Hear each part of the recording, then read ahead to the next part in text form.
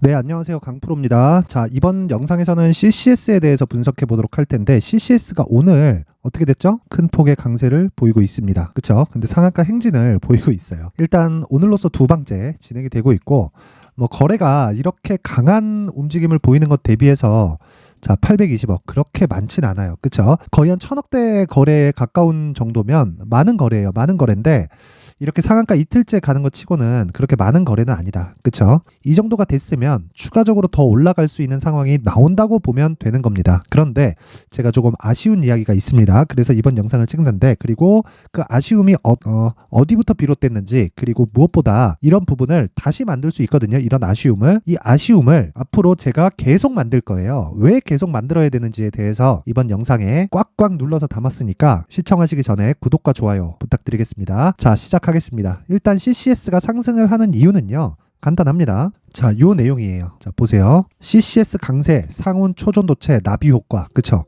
초전도체와 연관이 있다. 근데 자, 보세요. 자, CCS가 지금 주총을 예정하고 있습니다. 그리고 10명의 사내 이사와 감사 후보들을 확정했는데, 사내이사 후보 4명 중에는 LK99, 그쵸? 8월 달에 이슈가 됐었던 LK99 초전도체를 개발했었던 인물이 포함됐다는 겁니다. 그쵸? 이게 초전도체라고 지금 불러도 될지는 모르겠는데, 초전도체로 의심받는 물질을 개발한 인력이 포함되어 있다는 거예요. 그쵸? 이쪽에 포함되다 보니까 CCS가 뭘로 들어가요? 초전도체 관련주로 묶이면서 시세를 막 내기 시작합니다. 그쵸? 뭔가 있다, 이렇게 보는 거죠. 그쵸? 근데 일단 요거는 우리가 확인할 수 없는 내용이잖아요. 자, 그러면 제가 여기서부터 주식시장에서 시세가 나오는 원리에 대해서 이야기를 드릴게요. 시세가 나오는 원리는 한 가지입니다. 딱 한 가지예요. 어떤 재료 때문에 올라갑니다, 이게 아니라 주가가 먼저 올라가고 나면 뒤에 재료를 딱 붙여요. 이 구조에 대해서 이야기를 드릴게요. 결론부터 말씀드리자면 선반영입니다. 선반영인데 그 선반영의 시작점이 신고가라는 거예요.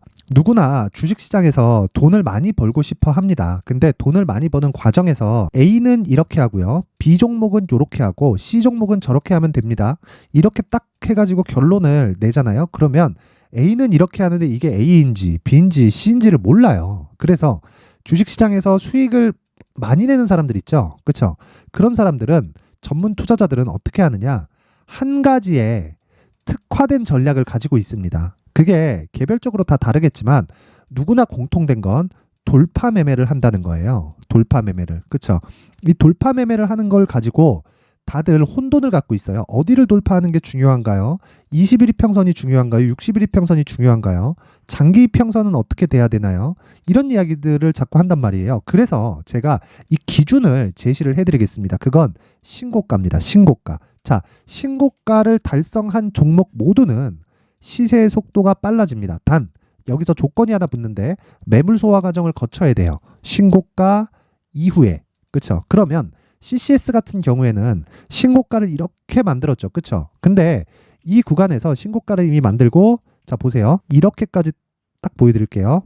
신고가를 이미 만들고 매물 소화 과정을 살짝 이렇게 거쳤는데, 이 구간에서는 매매를 못할 수도 있습니다. 왜? 거래가 그렇게 많지 않으니까. 그쵸?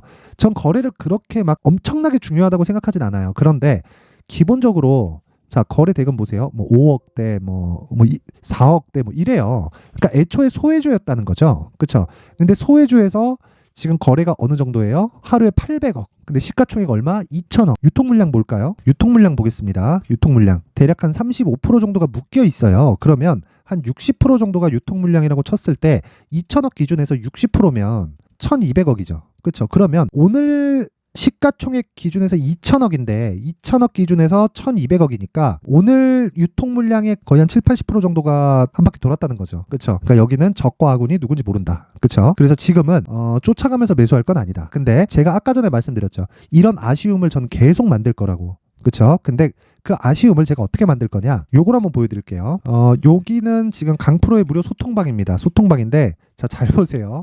저도 제가 정확하게 여기서 매수를 했거든요. 10월 30일인가 그럴 겁니다. 자, 여기. 자, 우선 강프로의 무료 소통방에서는 뭘 하냐면요. 일단 신고가에 대한 이해를 시켜드리기 위해서 제가 장중에, 그쵸? 단기 매매를 계속해서 시킵니다. 근데 이 종목이 장중에 드리는 게 아니라 장 시작 전에 딱 나가요. 그리고 끝이에요. 끝. 장시작 전에 딱 나가고. 이게 무슨 얘기냐면 전날 제가 체크를 해서 이미 종목을 드린다는 이야기예요. 시간 볼게요. 10월 31일. 그쵸. STX 중공업. STX 중공업 오늘까지 올라갑니다. 오늘까지 올라가는데 오늘 상승폭이 한 2.7% 상승폭이고 RS 오토메이션 이 종목도 딱 보면 거의 뭐 하루에 한 5% 정도 수익권에서 마감이 됐고요. CCS 같은 경우에는 종가까지 보유를 했는데 요때 자 보세요. 시가 2.6% 시작해가지고 고가 21.8, 그쵸? 종가 21.05 이렇게 나옵니다. 이렇게.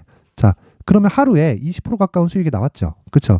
근데 저는 이렇게 시가 매매하는 경우에는요, 어떻게 들어가냐면 상한가를 가지 않으면 매도합니다. 그쵸? 근데 상한가를 가지 않아도 보유하는 종목이 있어요. 그 보유하는 종목은 뭐가 있어요? 대형주가 뒤에서 밀어주는 종목을 의미를 합니다. 예를 들어서 지금 반도체 같은 종목이죠. 한미반도체가 굉장히 오래 많이 올랐는데 한미반도체가 오른 이후에는 하이닉스의 강세가 뒷받침됐기 때문이다. 그러면 하이닉스가 10월 14일 날 그쵸?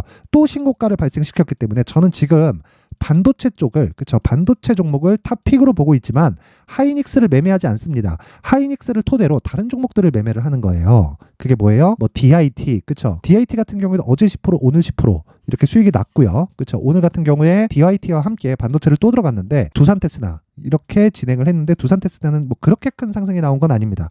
자 그러면 자 보세요. CCS 같은 경우에는 대형주를 베이스로 한 종목이 아니죠. 그쵸? 아까 전에 보여드렸다시피 자 초전도체 관련된 무언가에 대한 이슈가 딱 붙었어요. 그런데 이걸 단순히 차트만 보고 가기에는 내 돈이 손해를 볼 수 있다는 그쵸? 이미 20% 수익이 났는데 그쵸? 그런 상황이 발생할 수 있잖아요. 그래서 제가 요날 그냥 매도한 겁니다. 근데 저는 앞을 볼 줄 몰라요. 전 미래를 예언하는 인물이 아닙니다. 이걸 매수한 이유는 신고가를 달성했고요. 매물 소화 과정을 거쳤는데 반등을 확인했잖아요. 그쵸? 이 정도 캔들 정도를 딱 먹은 걸 확인하고 이날 바로 들어간 거예요. 그쵸? 언제? 10월 30일 날 8시 58분. 바로 시초가에 그냥 바로 쏩니다. 그래갖고 어느 정도 수익이 나왔다? 20%. 그쵸? 20% 딱 먹고 빠졌더니 이틀 딱 쉬고 상하가 두 방. 그쵸? 아쉽죠? 아쉬운데 여기는 내가 먹을 수 있는 부분이 아닙니다. 이걸 인정을 해야 돼요. 이래야 내가 내 돈을 지키면서 수익을 낼 수 있는 거예요. 그쵸? 자, 그러면 제가 계속해서 단기 매매를 진행한다고 이야기를 드렸는데 예를 들어서 보세요. 상한가를 간 종목들을 보면요. 여기 그 CCS가 나간 날은 10월 30일이에요. 그리고 나서 쭉 내려서 보면 자, 여기 10월 31일 아시아나 IDT 나갔죠. 아시아나 IDT 몇 시에 나갔나요? 8시 49분. 장 시작 전에 나갔죠. 아시아나 IDT. 자, 내용 확인합니다. 요날 시가 8%, 그쵸? 고가 29%, 종가 29%, 상한가 마감. 상한가 마감하면 뭐다? 보유한다. 보유한다.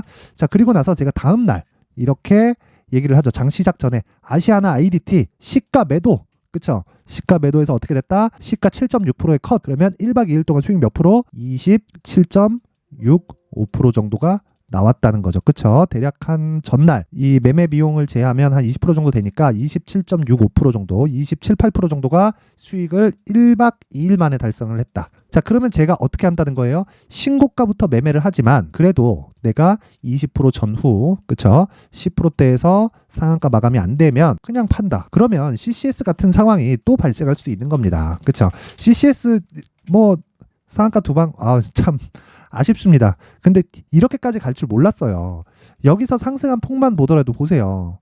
이렇게 딱 따지잖아요. 그쵸? 저는 여기서 진입을 했는데 몇 프로 올랐나요?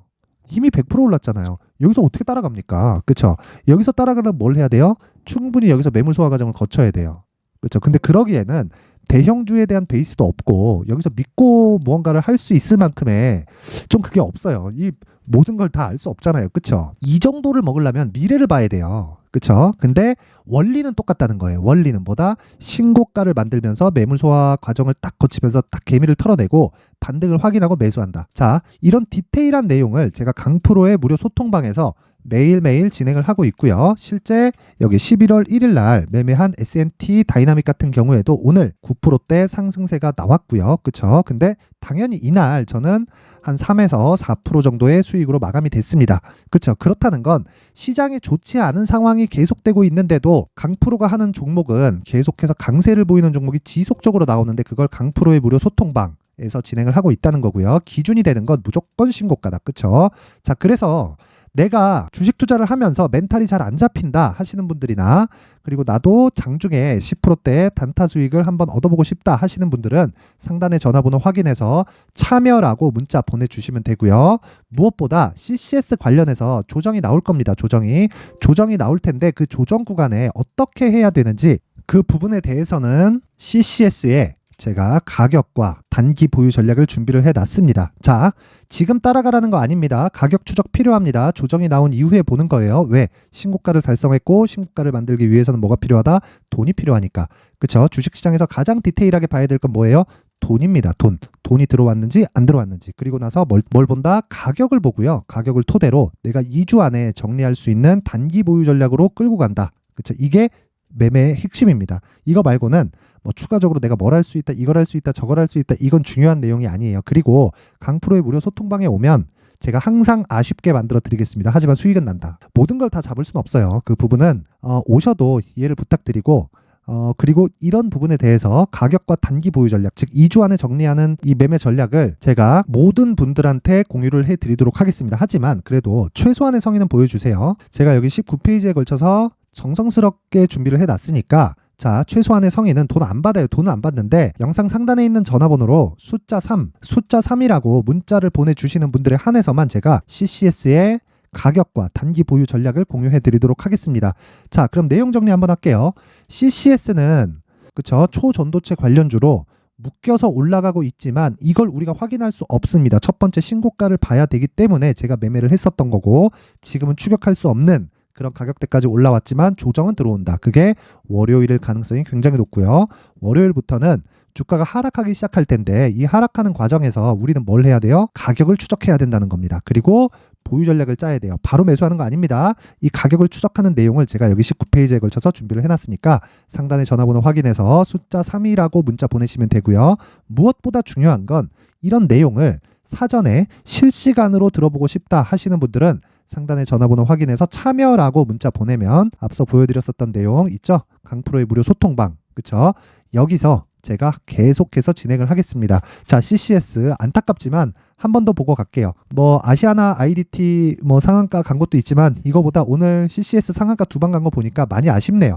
자, 10월 30일 CCS 언제? 8시 58분 강프로의 무료 소통방 500분이서 수익을 어느 정도 냈다? 1시간 반 만에 10% 진입.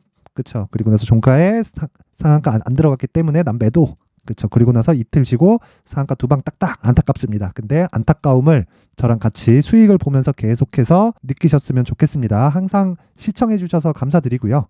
모든 분들이 성공 투자하셨으면 좋겠습니다. 자, 이제 23년도 다 끝나가지만 매매를 하시면서 스트레스를 받으시는 분들이 있을 수 있습니다. 시장이 항상 그렇긴 하지만 그래도 제 구독자분들과 시청해주시는 분들을 위해서 앞으로 차기 주도주가 될 수 있는 대시세 종목을 준비를 해왔습니다. 물론 단타에 목말라 하시는 분들이 있을 수 있습니다. 자, 그런데 단타의 문제는요, 위험관리입니다. 단타에서의 위험관리는 손절 말고는 없기 때문입니다.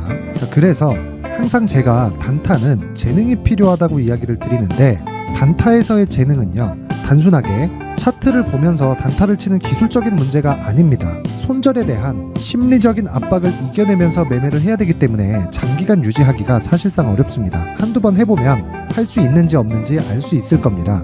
자, 그래서 단타나 짧은 수익만을 쫓다 보면요, 잦은 손절로 계좌가 망가지는 건 순식간이고요. 그만큼 수익하고는 거리가 멀어지겠죠. 장기간 유지하기가 어렵기 때문입니다. 결과적으로 주식시장에서 돈을 벌기 위해서는요, 어떤 계기를 만들어야 되는데 그 계기는 한 종목에 비중을 실어서요, 수익을 보는 것 말고는 없습니다. 쓸데없이 잦은 매매를 하지 말라는 이야기고요. 그리고 한 종목에 비중을 실을 수 있어야 된다는 겁니다. 그런데 이 비중을 실는 과정에서 성장 산업군에 대한 이해가 필요하다는 겁니다. 이 부분을 반드시 기억을 하셔야 돼요. 자, 이런 성장 산업에 대한 구조와 제가 앞서 말씀드렸던 신고가 그리고 선반영 구조에 대해서 이해를 했을 때 이런 매매를 할 수 있게 됩니다.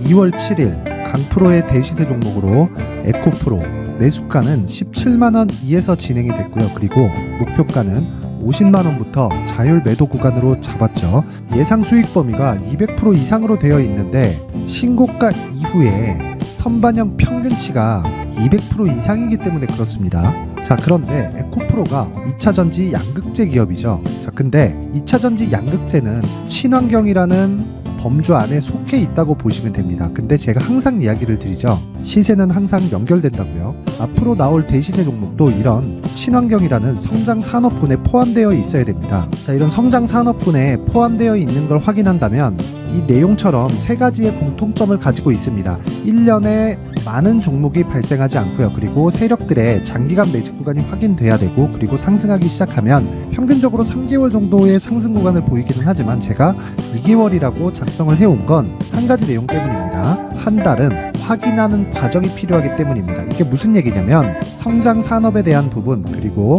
이런 공통점, 여기다가 기술적인 내용을 다 포함을 시키더라도 절대적으로 가격이 우선적으로 반영이 되는 것이기 때문입니다. 에코프로도 마찬가지예요. 이런 내용을 토대로 제가 4분기 대시세 종목을 준비를 해왔습니다. 자, 장기간 하락하면서 최악의 국면을 거쳐왔고요. 이 구간에서 먼저 하락을 했다는 건 앞서 말씀드렸던 내용처럼 고가에 대한 부분이 아니라 저가, 즉 나쁜 부분을 반영한 이후에 신고가를 발생을 시켰다는 건 앞으로 좋을 부분을 반영이 되고 있다는 거죠. 그런데 본격적인 시세는 신고가 이후라고 말씀을 드렸고, 지금은 매물 소화 과정을 보내고 있습니다. 앞서 말씀드린 대로 가격 먼저 분석을 끝냈죠. 그리고 나서는 정부 정책의 방향과 맞는지를 체크를 해야 되는 겁니다. 2023년 대시세 종목인 에코프로도요, 정부 정책의 방향에 맞는 종목이라고 볼 수 있겠죠. 물론 이런 종목들도요, 신고가 이후에 시세를 낸다는 건 반드시 기억하고 있어야 됩니다. 자, 이런 내용을 토대로 23년 상반기 에코프로와 같은 대시세 종목을 준비를 해왔습니다. 자, 하반기 대시세 종목은 영상 상단의 전화번호로 대시세라고 문자를 보내주시는 분들에 한해서만 공유해드리도록 할 테니까 영상 상단의 전화번호 확인해서 하반기 대시세 종목으로 큰 수익 내셨으면 좋겠습니다.